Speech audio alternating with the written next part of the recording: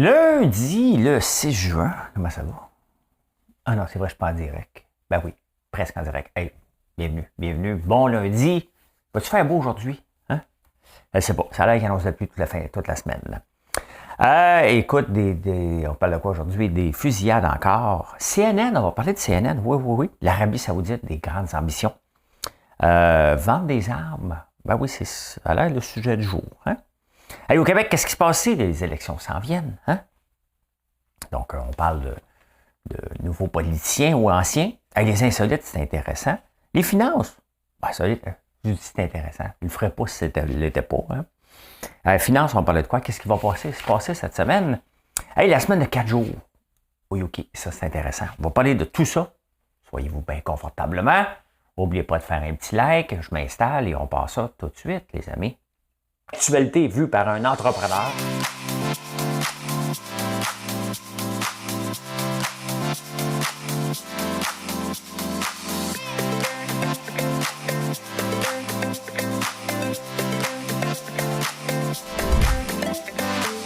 Ça bulle, parce que des fois j'ai des bulles, mais ça bulle.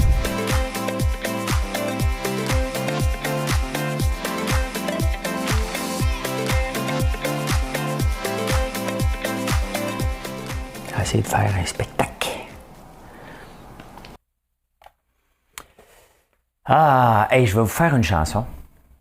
Une chanson que je me prends le plus au sérieux. J'espère ne pas la rater. Je l'ai déjà chantée quelques fois. Mais je me prends au sérieux, là. Je vous le dis tout de suite, là. Ça se peut que je la rate, ça se peut. Si vous n'avez pas la chanson, skippez ça tout de suite, là. Parce que là, je me prends pour un chanteur. Hein? Madame Cahouette.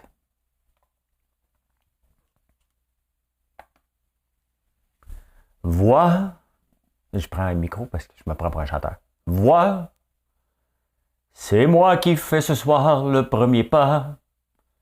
On s'ennuyait un peu, mon cœur et moi. On revient près de toi. Vois, rien qu'un instant, je vais pas rester. Je prends de tes nouvelles et je m'en vais. Je ne fais que passer. Je sais, en amour, il faut toujours un perdant.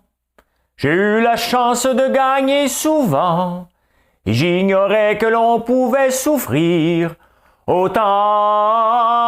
Je sais. C'est assez beau, hein? Je pourrais chanter là, tout là, au complet, mais je vais me faire prendre. YouTube va remarquer que je la chante bien. Hein? Fait que c'est Julio Iglesias. Il faut toujours un perdant. J'adore Michel Sardou. Il y a Serge Denoncourt hein, qui fait une affaire avec Michel Sardou en France. Serge Denoncourt, c'est le préféré de Marilyn. Hein? Elle capote sur ce metteur en scène-là. Elle l'adore. Elle le trouve drôle, pertinent. Puis, elle connaît pas beaucoup de chansons de Michel Sardou. Chacun sait. Mais elle m'aime. Donc, si elle aime Serge Denoncourt, et Serge Denoncourt fait la mise en scène de Michel Sardou, et si elle m'aime et j'aime Michel Sardou, donc Marilyn aime Michel Sardou.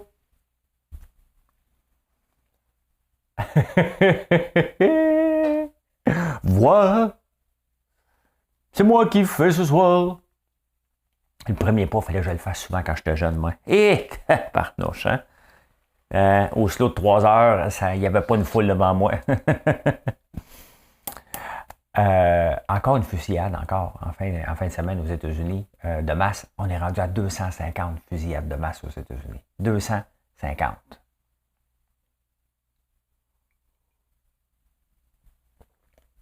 Mais on continue à porter des guns. À quel moment que ça va arrêter? Hein? 250 fusillades de masse.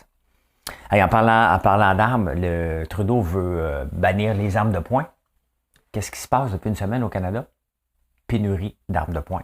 Les gens se sont rués pour aller en acheter. Je me sens comme Pierre Légaré. Je prends des pauses comme Pierre Légaré. Ça, c'est un humoriste pour les plus jeunes. 250 fusillades de masse. Là, on pense bannir les armes de poing. Qu'est-ce qui se passe? Les gens se ruent. Mettons, là, tu veux bannir les armes de poing, puis il y a quelqu'un qui se présente après la nouvelle. Ouais, allô, police, ouais. C'est parce que là, il y a quelqu'un qui veut s'acheter un arme de poing. Non, non, je sais bien, là, mais c'est un peu bizarre, hein? Qu'est-ce que tu veux faire avec un gun, hein?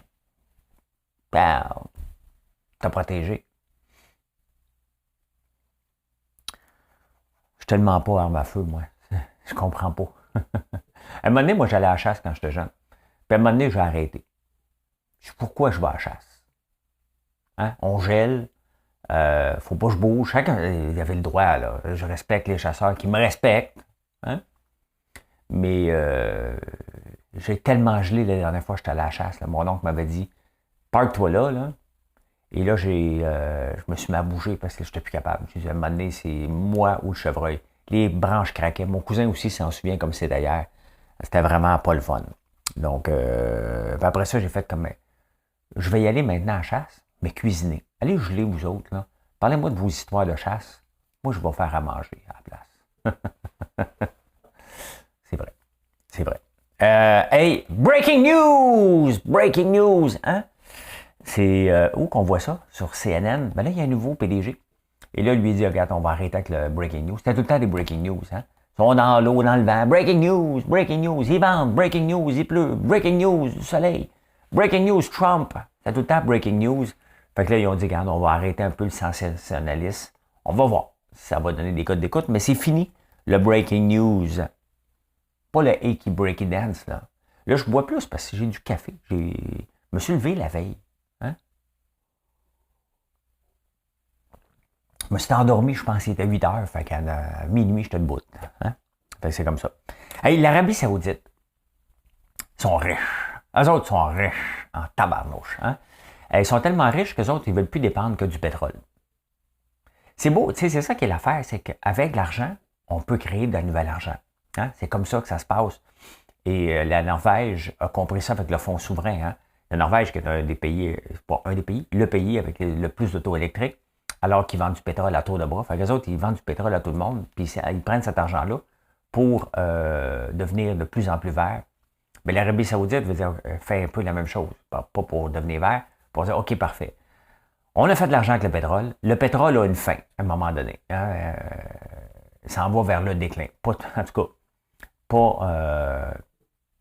pas là. En tout cas, pas tout de suite, ils font de l'argent en tabarnouche. Ça coûte à peu près 2 piastres, même pas, extraire un baril de pétrole en Arabie Saoudite. À peu près 55 piastres, 60 piastres ici au Canada. Le baril, en ce moment, on va le regarder tantôt, comme il vaut. Mais ils font de l'argent. Mais là, ils ont décidé d'investir 1 trilliard de dollars d'ici 2030 pour attirer des touristes. Donc là, ils veulent faire une place de tourisme. Mais qu'est-ce qu'on va aller faire là-bas à part comme magasiner? Hein? Je ne sais pas. Mais ils veulent avoir 100 millions de visiteurs en 2030. Donc, ils vont investir 1 trilliard de dollars. Ben, c'est ça. C'est quand je parle au Québec qu'on doit créer de la richesse, ben, c'est avec la richesse qu'on peut investir. Parce qu'ils ne dépenseront pas en marketing. Ils vont investir en marketing. C'est comme ça qu'on va voir, qu'on doit le voir. Moi, je vois le marketing comme un investissement et non pas comme une dépense. Donc, ben c'est ça. Qu'est-ce qu'on va aller voir? Des hôtels? Je sais pas, tu sais.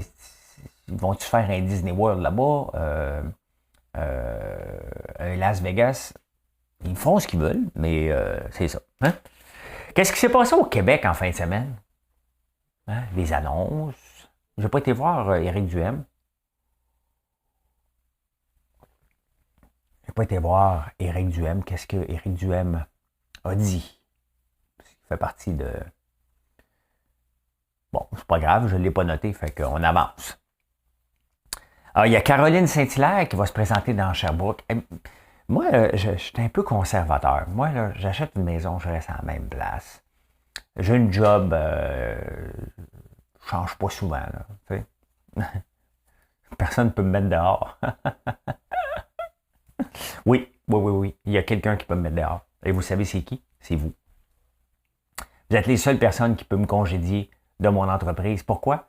En choisissant de ne plus acheter chez moi, vous allez me congédier. Vous allez fermer la place, là, mais c'est le consommateur. Hein. Un PDG pense qu'il est toujours au-dessus de ses affaires. Non, non. Le consommateur décide tout le temps. C'est lui, le boss. C'est lui qui décide à quel moment qu'un PDG perd sa job.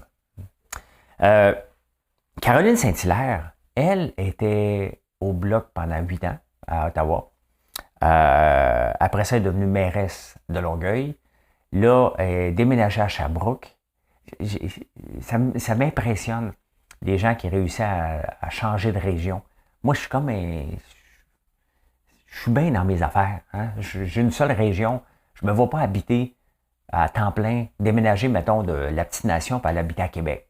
Hein? Ou n'importe où. C'est pas grave, là, Trois-Rivières, j'ai pas de place. Là. Mais me déraciner de ma région, et boy, que je serais pas capable. Mais bon, bravo. Mais elle était à la joute aussi. Là, elle s'en va avec la CAQ. Il va avoir, ça va se pousser ça va se tiroyer en tabarnouche pour avoir un poste de ministre dans les prochaines, après les prochaines élections. Là. Ben, si elle rentre, hein?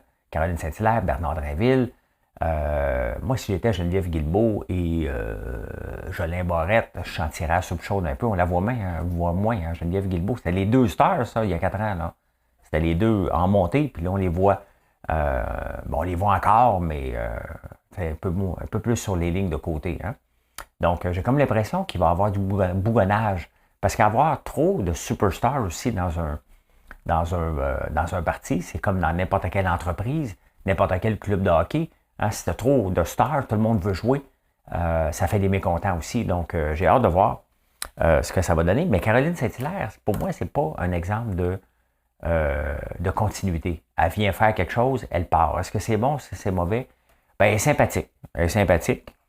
Mais voilà. Les gros chantiers. Ah, ben là, on s'en vient en élection. Là. En plus de dire des 500$, on place les pions. Là, on va faire des gros chantiers. Hein? Et les routes, ça sera pas beau. Mais tu sais, est-ce qu'on est encore obligé, avant les élections, d'annoncer des constructions de routes? Annoncer la 50. Faites-nous une autoroute qui est moins dangereuse que notre autoroute qu'on rencontre des gens. Là. Mais, ben, on va passer pour moi. C'est mon coin. Vous autres, faites vos demandes dans votre coin. Je ne connais pas vos problématiques de route, mais ça me fait toujours rire lorsqu'on dit qu'on va investir alors qu'on manque de main-d'œuvre. Si on manque de main-d'œuvre, comment on peut annoncer des gros chantiers alors qu'on manque de main-d'œuvre? À un moment donné, il faut être logique. Là. Hein? Il faut être logique. Là. C'est pas comme si on peut prendre quelqu'un, il faut qu'il soit formé. Là. Fait que, voilà.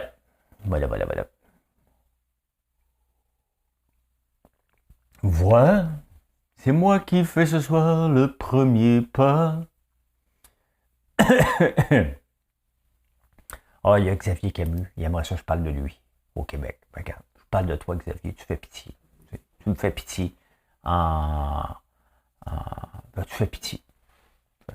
Il a écrit un petit texte sur moi pour revenir encore sur l'histoire des mondes avec le livre de Jean-François Nadeau. Un livre qui a une subvention. Hein? Tous les auteurs ont des subventions, vous savez. Hein? Pourrait faire un livre, sinon il n'y aurait aucun livre au Québec. Et moi, j'en ai pas demandé. Même pour le livre, je ne demande pas de subvention. Je ne veux rien savoir. Si mon livre n'est pas rentable, il ne sera pas rentable. Hein? Mon livre de recettes sur lequel on travaille, s'il n'est pas rentable, il ne sera pas rentable. Tout simplement. Et je ne le vends même pas avec des distributeurs. Je vais passer directement ou le vendre qu'en boutique et en ligne.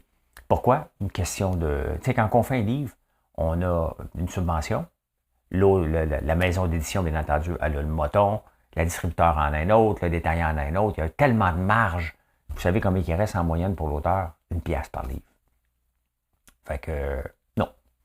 Non, merci. Non, merci. J'ai décidé de faire autrement. Ça se peut que les librairies ne veulent pas me prendre, justement, pour respecter. Mais les gens coutus vont me prendre. Les autres places vont prendre mon livre. C'est comme on fait avec le reste. Hein? Je ne suis pas en guerre là, contre eux. Mais tant qu'à travailler, j'aime autant que l'argent revienne d'un poste des créateurs au lieu qu'il y ait 3-4 marges. C'est la même chose avec mes produits. Hein. Là encore, on m'approche, as-tu besoin d'un représentant dans les pharmacies? Mes représentants, c'est vous. C'est vous. Vous me dites, hey, telle place. Hier, vous m'avez dit, Patrick Morin-Juliette, manque de produits. J'ai acheté mes produits chez Bière et à Saint-Belleuil, j'ai oublié le nom, là. Bière et compagnie. Donc, vous me le dites. Vous dites, regarde, il manque de produits. Puis là, nous autres, on leur envoie un email. Ça coûte pas mal moins cher et ça me permet de garder des prix les plus bas possibles. C'est ça qui est mon objectif. Pas d'engraisser tout un organisme. C'est correct pour certains qui n'ont pas la même visibilité que moi. Je me sers de ma visibilité pour vous offrir des meilleurs prix, tout simplement. Insolite.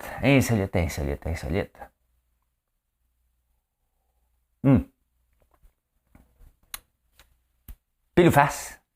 C'est quoi les chances que le pile ou face? Hein? La rouge ou la noire? Hein? Mais là, on parle de flipper un coin. C'est-tu 50-50? Statistiquement, les statistiques disent que non. C'est 51-49. L'affaire, c'est que quand tu prends... tes chances sont meilleures. Mettons que tu le vois, le pile, hein, qui est en haut, choisis le pile.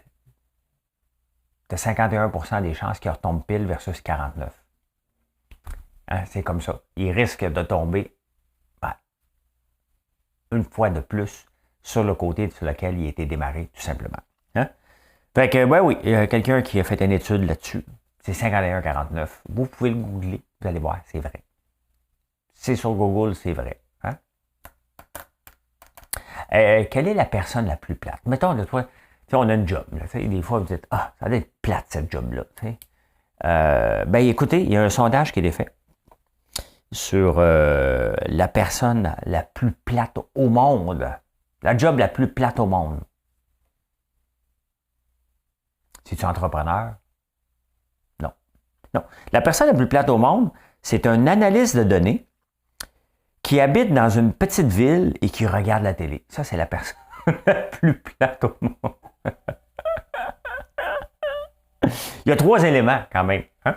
Il y a 3 éléments pour en faire une personne plate. C'est un analyste de données.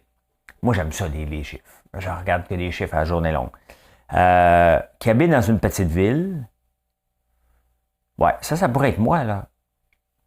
Mais j'habite Notre-Dame-de-la-Paix quand je suis là-bas. Je dois dire que j'habite là-bas, je paye des taxes. Et qui regarde la télé. Ben, je regarde pas la télé, je regarde des séries. C'est presque moi. Je suis la personne la plus plate. Ben, c'est ça, c'est la personne la plus plate au monde. Êtes-vous vegan?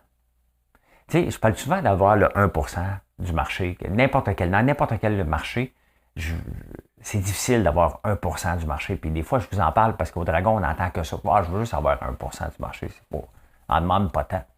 Puis je suis en train de vous le montrer que, mettons, pour les bougies ou les savons, pour les bougies, ça me prend 400 bougies de vendues par jour pour avoir 1% du marché canadien. Je connais mes chiffres. Okay? J'ai fait mes recherches.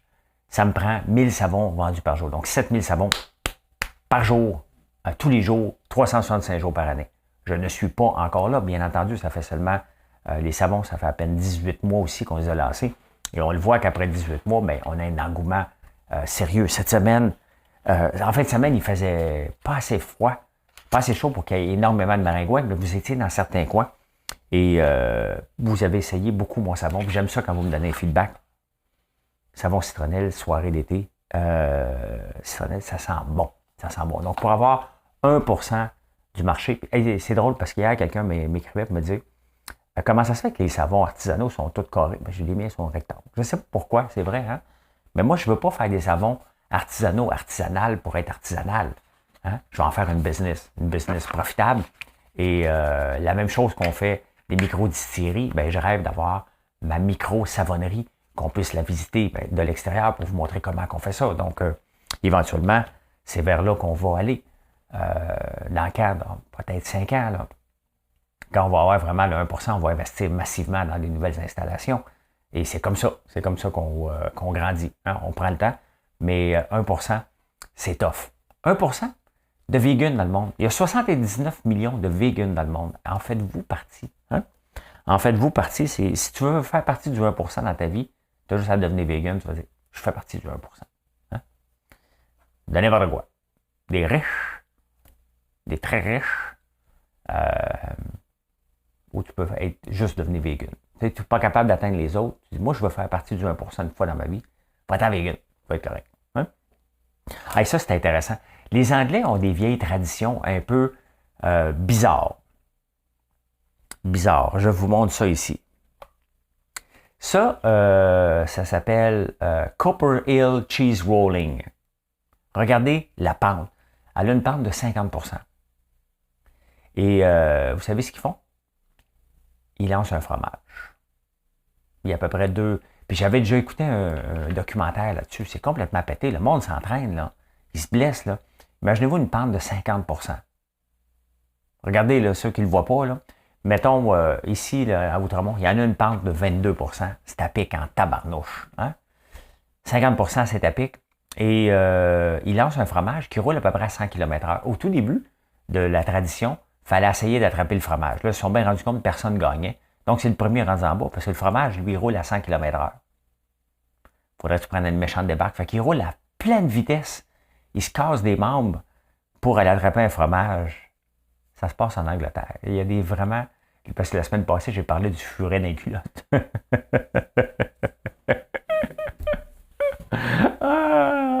Ça devient de plus en plus dur de trouver des insolites, mais je sais que ça vous fait rire. Donc, celui-là, je l'avais déjà parlé l'année passée. Et il me fait rire encore cette année. Donc, le Copperhill Cheese. Moi, ça, il n'y a pas de tradition de même au Québec. Hein? Ça passerait pas au Québec, ces affaires-là. Hein? Et furet d'un culotte, la SPCA débarquerait. Je check mes batteries, tout est beau. Faire une descente comme ça, voyons donc, toi. L'organisateur se ferait arrêter, là. T'sais. Mettons, ce serait pour être qui l'organisateur de ça? Olivier Primo. Hein? Beach Day Everyday. Hein? On lance une Beach Day Everyday en bas, puis on court après. Voilà.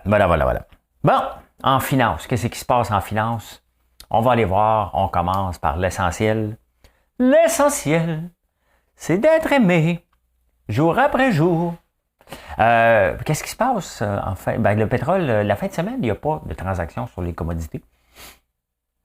Mais là, ça repart en hausse, le pétrole.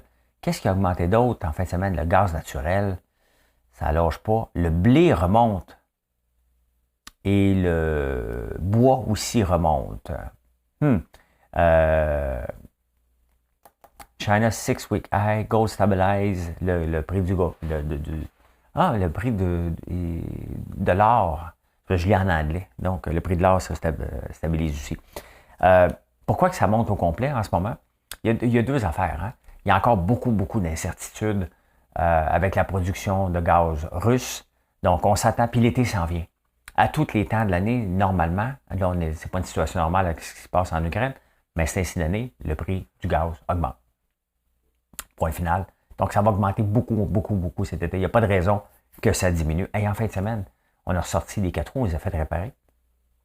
Mes petits DS 90, on a eu bien du fun. Quand j'étais jeune, mon père allait mettre un 5 gallons de gaz. Il mettait 10 piastres de gaz pour la fin de semaine pour le skidoo. Tu t'arranges avec ça. J'avais 10 piastres de gaz. J'en ai mis 50 piastres. 50 piastres de gaz. Bon, on l'a pas passé au complet, là, quand même, là, mais t'as des tankies, là.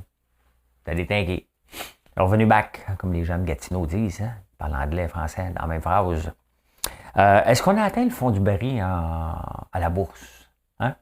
On commence à parler d'aubaine. On commence à dire, OK, on a atteint probablement le fond du baril. Donc, c'est le temps, acheter bas, vendre haut. Ben, c'est peut-être le temps d'acheter. Faites vos propres recommandations. Je n'ai aucune recommandation à faire. Moi-même, je vais commencer à regarder parce que j'ai vendu un titre dans le pétrole la semaine passée parce qu'il avait augmenté de 80 %. Et j'attendais depuis 2013 de le vendre. Je pensais jamais le vendre un jour. Je viens de le vendre à profit.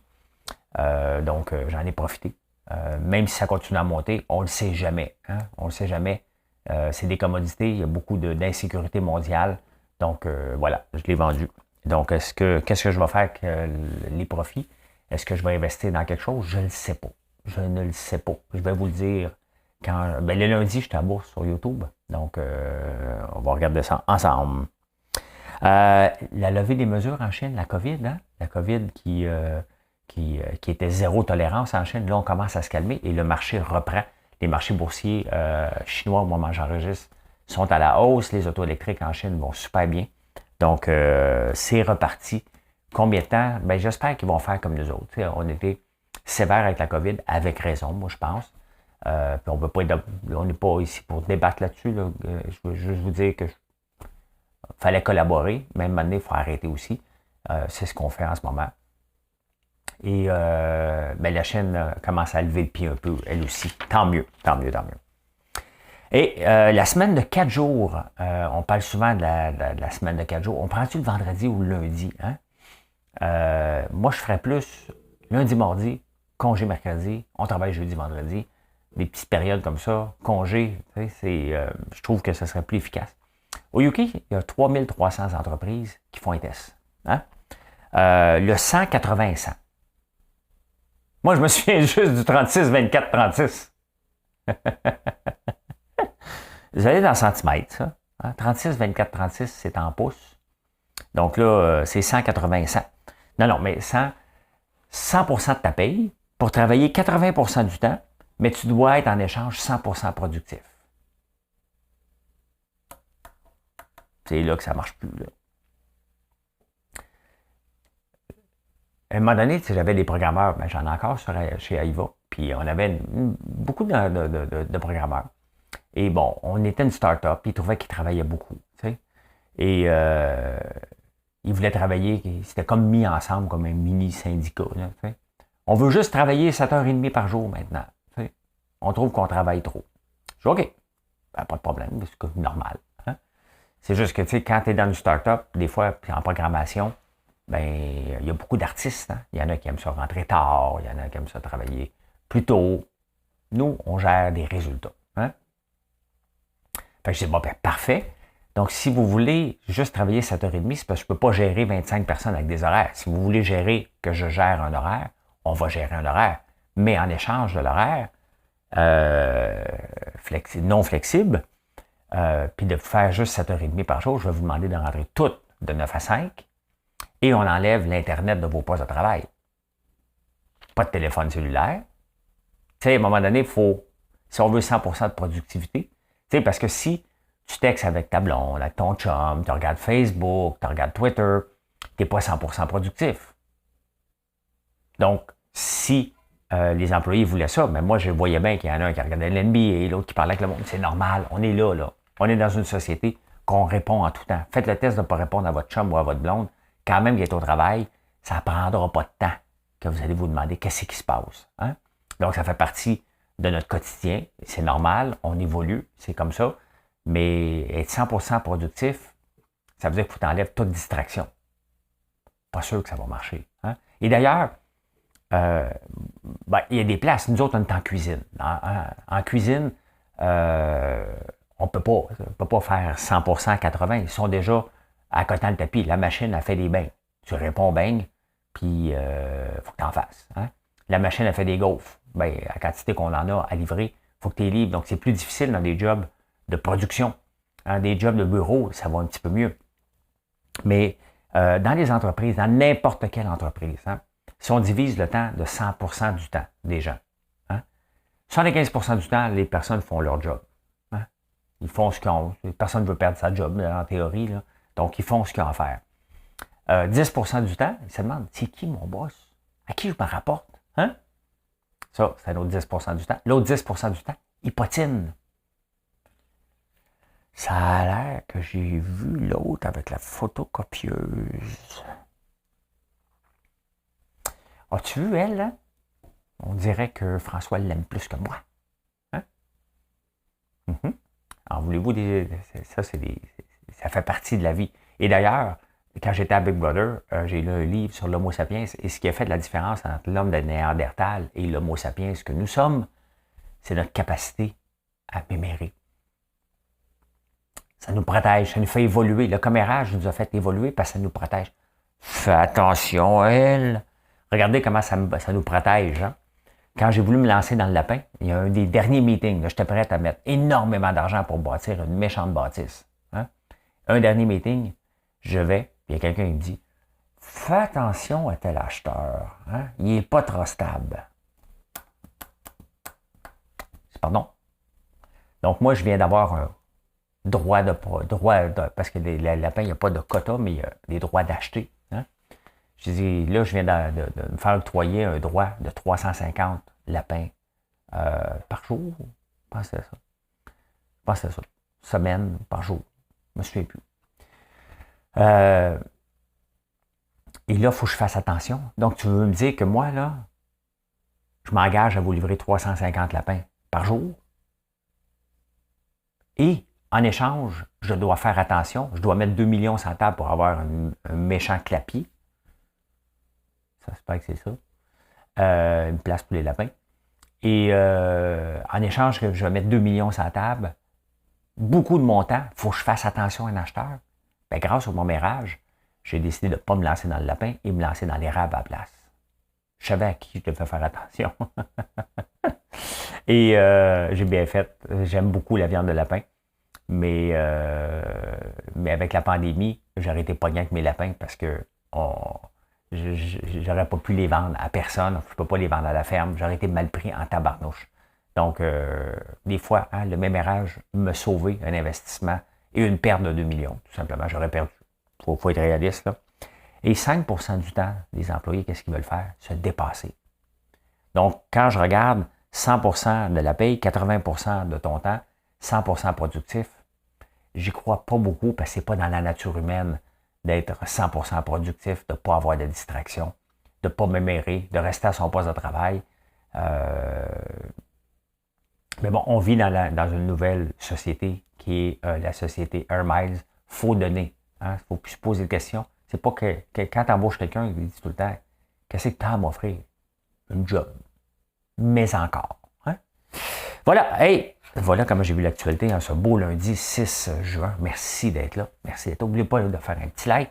Venez nous voir sur françoislambert.one. Et merci à tous ceux qui ont pris le temps de commenter, de m'écrire en privé pour me dire que ça ne fait pas de miracle le savon, mais ça fait un job solide. Donc, ça sent la citronnelle, mais ça sent bon parce qu'il y a de l'eucalyptus aussi dedans. Donc, merci. Bonne journée. Bye.